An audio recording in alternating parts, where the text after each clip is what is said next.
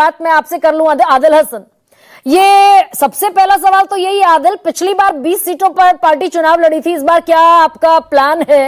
कितनी सीटों पर चुनाव लड़ेगी एआईएम?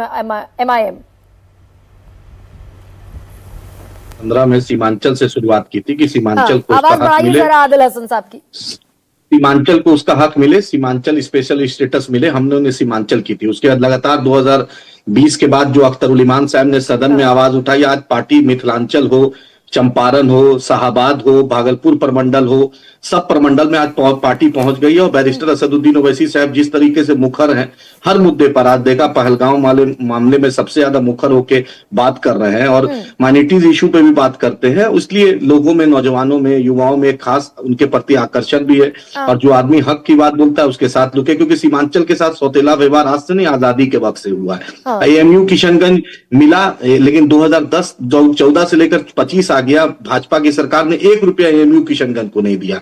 हाई कोर्ट का डिमांड था कि पूर्णिया में हाई कोर्ट बेंच बने, जबकि रांची में था हाई कोर्ट बेंच, उसी तरह पूर्णिया 400 किलोमीटर दूर है पटना से।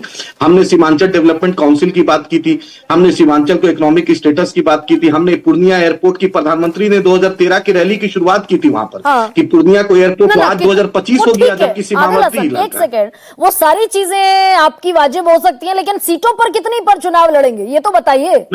मैम देखिए, पहली बात, हमने 2020 में भी महागठबंधन से अनुरोध किया था, क्योंकि यूपीए 1 यूपीए 2 में हम थे। आज भी रेवंत रेड्डी के साथ कभी भी जरूरत पड़ती है, तेलंगाना में हम रेवंत जी के साथ है। अभी भी आपने देखा पहलगांव वाले मुद्दे पर बैरिस्टर साहब, रेवंत रेड्डी साहब साथ में हमने कैंडल मार्च निकाला। और कोई भी मुद्दे होते, हम बीजेपी के खिलाफ एक फ्रंट में जाना चाहते हैं। न्यूक्लियर डील में हम साथ दिए, मीरा कुमार जी जब राष्ट्रपति चुनाव लड़ी थी हम साथ दिया, भाई प्रणब मुखर्जी साहब में हमने साथ दिया। हमने बिहार में भी हमारा एक प्रस्ताव है कि महागठबंधन हमें भी एडजस्ट कर ले। जब सन ऑफ मल्ला जो बीजेपी के साथ रह सकता है उनको आप एडजस्ट कर सकते हैं, तो सन ऑफ सीमांचल और एमआईएम को क्यों नहीं? एक बड़ी लड़ाई है, बीजेपी को लड़ाने के लिए सबको एक होना पड़ेगा। बीजेपी तो नफरत की जादूगरी और नफरत की सौदागरी कर रही है ना। बिहार को बीजेपी मुक्त बनाना है तो आरजेडी को बड़ा दिल दिखाना पड़ेगा, और आरजेडी सबसे बड़ी पार्टी है। हमारे एमएलए तोड़ दिया आप, लेकिन हमने जब तो भी आरजेडी को, जो आपके एमएलए तोड़ कर ले गए, उन्हीं से आप ये दरखास्त कर रहे हैं कि भाई हमें शामिल कर लें अपनी पार्टी में। मैम ये दरखास्त नहीं है, उसूलों की राजनीति है, क्योंकि भाजपा को हराना है। हमारी पहली दुश्मन बिहार के साथ जो छल हुआ है वो भाजपा ने किया। आरामको की फैक्ट्री, मिडिल ईस्ट का इन्वेस्टमेंट गुजरात में हो रहा है, बिहारी वहां मजदूर बन रहा है। सीमांचल को, बिहार को कुछ नहीं इस नरेंद्र मोदी की सरकार में मिल रहा है। आप बिहार पिछड़ा का, सुपर हेल्थ में पीछे, इंफ्रास्ट्रक्चर में पीछे, रोजगार में पीछे, हर कुछ में नीतीश जी की सरकार में पीछे ही रहा। तो हमने पिछली दफा, एक सेकंड आदिल हसन, अगर पीछे रहा बिहार, तो पिछली बार जिन 20 सीटों पर आप चुनाव लड़े, 5 सीटें जीत गए और 15 पर महागठबंधन को नुकसान पहुंचाया, तो अप्रत्यक्ष तौर पर इनडायरेक्टली तो बीजेपी और एनडीए को फायदा पहुंचाते दिखे आप। मैम आप सीनियर जर्नलिस्ट हैं, एक भी सीट पर हमारे वोट से बीजेपी नहीं जीती। आप चेक कर सकते हैं, अपने टीम को बोल दीजिए, एक भी सीट पे नहीं जीती है। नहीं, ये 5 जहां लड़े, एक भी सीट, 5 सीटें जो आप जीते, इनमें 2 कांग्रेस का गढ़ था, 2 सीटें कांग्रेस की थी, 1 सीट आरजेडी की थी।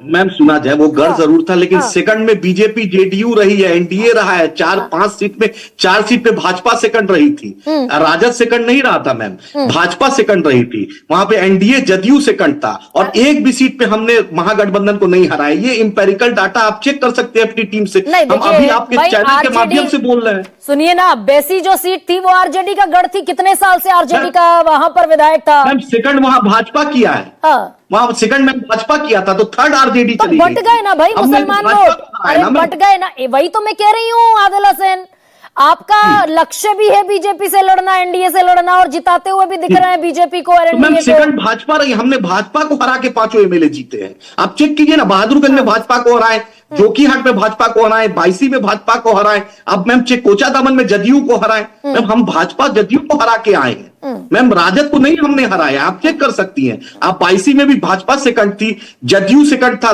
कोचा धामन में, बहादुरगंज में भाजपा सेकंड थी, आप पता कर सकती है मैम। तो बड़ा... जो हम सीट जीते, अमोर में भाजपा जदयू सेकंड थी मैम। नहीं, लेकिन आज ओवैसी साहब क्या कहते दिखे आदिल हसन? ओवैसी साहब कह रहे हैं कि जिन्होंने मेरी पार्टी को तोड़ दिया, जिन्होंने भगाया हमारे विधायकों को, हम बिहार से उनको भगाएंगे। तो क्लैरिटी आपकी अभी थोड़ी सी डामाडोल है क्या? नहीं मैं जदयू के नीतीश जी के आशीर्वाद से एमएलए तोड़ा गया। आरजेडी को नीतीश जी का आशीर्वाद था। नीतीश जी ने आरजेडी को सिंगल लार्जेस्ट पार्टी, पता है नीतीश जी एमएलए तोड़वाए थे। आप किसी भी लोग से पूछ सकते हैं। इसमें नीतीश जी ने आरजेडी को तोड़वाया, एमआईएम को तोड़वाया था। उसके बाद बोला था कि 75 से 4 सीट बढ़वा लीजिए, 79 हो जाएगी। हमने आरजेडी को अनकंडीशनल महागठबंधन को साथ दिया था कि तेजस्वी 118 का आंकड़ा लाए, हमारा 5 एमएलए अनकंडीशनल आपके साथ है। ना मंत्रालय चाहते हैं ना कुछ चाहते हैं, हम सीमांचल को स्पेशल स्टेटस चाहते थे। ये नीतीश जी के सह पे एमआईएम तोड़ी थी। तो हम बोल रहे हैं कि जेडीयू को हराएंगे। उन्होंने यही कहा कि जिसने मेरी पार्टी तोड़ी उसके साथ हम इंसाफ करेंगे। अच्छा। जनता उसके साथ इंसाफ करे। नीतीश जी ने डबल इंजन के नाम पर बिहार को चला है। एएमयू किशनगंज को 1 रुपया मैम नहीं मिला, 11 साल हो गया है। आप ही बतलाइए। अरे स्कूल यूपीए ने, कांग्रेस गवर्नमेंट ने दिया था एएमयू किशनगंज, 1 रुपया नीतीश जी के वक्त में डबल इंजन में नहीं मिला। मैम हक मांगेंगे ना।